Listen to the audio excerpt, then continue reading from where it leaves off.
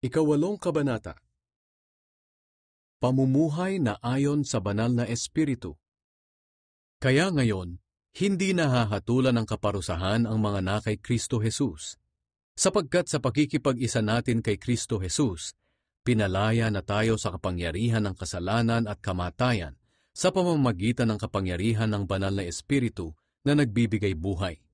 Ang kautusan ay hindi makapag-aalis ng kapangyarihan ng kasalanan sa ating buhay dahil sa kahinaan ng ating makasalanang pagkatao. Ang Diyos ang nag-alis nito nang isinugo niya ang sarili niyang anak sa anyo ng isang taong makasalanan upang handog para sa ating mga kasalanan. At sa kanyang pagiging tao, tinapos na ng Diyos ang kapangyarihan ng kasalanan. Ginawa ito ng Diyos para ang ipinatutupad ng kautusan ay matupad nating mga namumuhay sa patnubay ng banal na espiritu at hindi ayon sa ating makasalanang pagkatao. Sapagkat ang mga taong namumuhay ayon sa kanilang makasalanang pagkatao ay walang ibang iniisip, kundi ang nais ng kanilang pagkatao. Pero ang tao namang namumuhay ayon sa banal na espiritu ay walang ibang iniisip, kundi ang nais ng banal na espiritu. Ang kahihinatnan ng pagsunod sa nais ng makasalanang pagkatao ay kamatayan. Pero ang kahihinatnan ng pagsunod sa nais ng banal na espiritu ay kapayapaan at buhay na walang hanggan. Kalaban ng Diyos ang sinumang sumusunod sa nais ng makasalanan niyang pagkatao. Dahil ayaw niyang sumunod sa kautusan ng Diyos at talagang hindi niya magagawang sumunod. Kaya ang mga taong nabubuhay ayon sa kanilang makasalanang pagkatao ay hindi maaaring kalugdan ng Diyos. Pero hindi na kayo nabubuhay ayon sa makasalanang pagkatao, kundi ayon sa patnubay ng Espiritu, kung totoong nasa inyo na nga ang Espiritu ng Diyos. Kung wala sa isang tao ang Espiritu ni Kristo, siya'y hindi kay Kristo. Pero dahil nasa inyo na si Kristo, mamatay man ang katawan nyo dahil sa kasalanan, buhay naman ang inyong espiritu dahil itinuring na kayong matuwid ng Diyos. At dahil nasa inyo na ang Espiritu ng Diyos na muling bumuhay kay Hesukristo, siya rin ang magbibigay ng buhay sa inyong mga katawang may kamatayan. Gagawin niya ito sa pamamagitan ng kanyang Espiritong nananahan sa inyo. Kaya nga mga kapatid, hindi tayo dapat mamuhay ayon sa ating makasalanang pagkatao, sapagkat mamamatay kayo kapag namuhay kayo ayon sa inyong makasalanang pagkatao. Pero mabubuhay kayo kung susupilin ninyo ang inyong makasalanang pagkatao sa pamamagitan ng banal na Espiritu. Ang mga taong pinapatnubayan ng Espiritu ng Diyos ay mga anak ng Diyos. At ang Espiritu na tinanggap ninyo ay hindi kayo inalipin upang muling matakot. Sa halip ginawa kayong mga anak ng Diyos.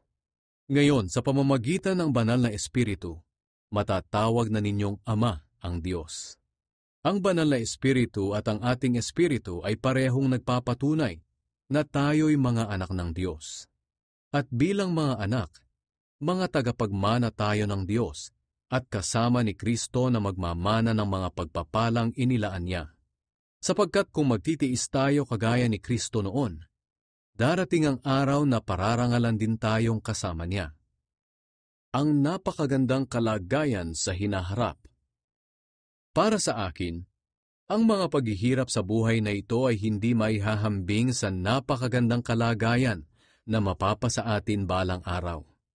Maging ang buong nilikha ay sabik na naghihintay na ihayag ng Diyos ang mga anak niya.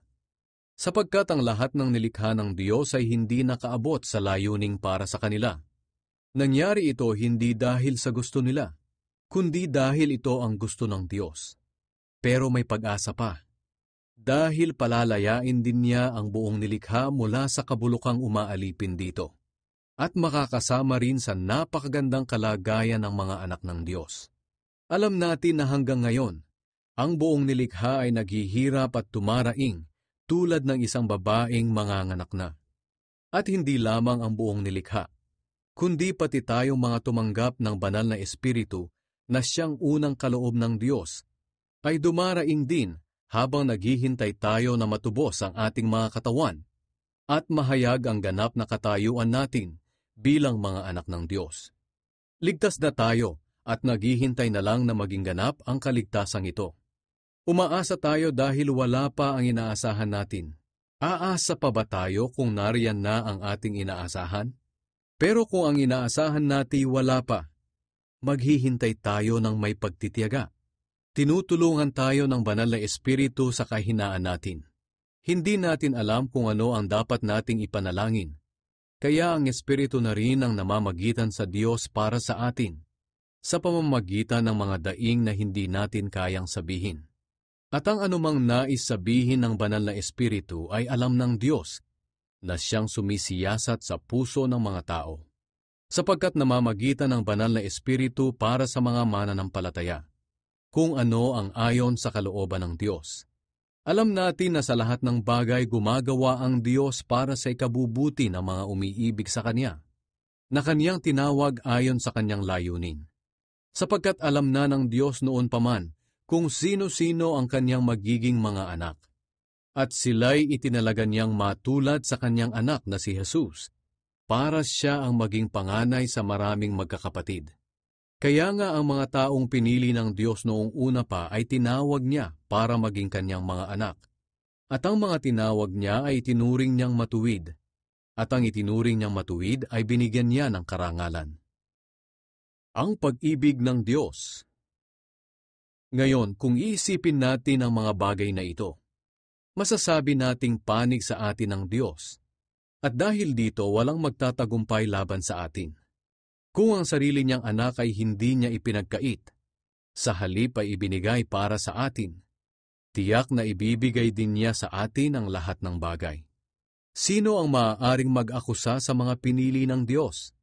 Ang Diyos na mismo ang nagturing sa atin na matuwid.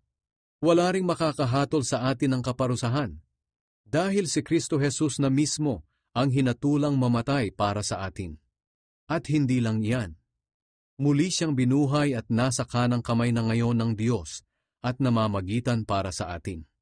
Walang makapaghihiwalay sa atin sa pag-ibig ni Kristo kahit dumanas pa tayo ng mga pagsubok, paghihirap, pag-uusig, gutom, kawalan, panganib o maging kamatayan.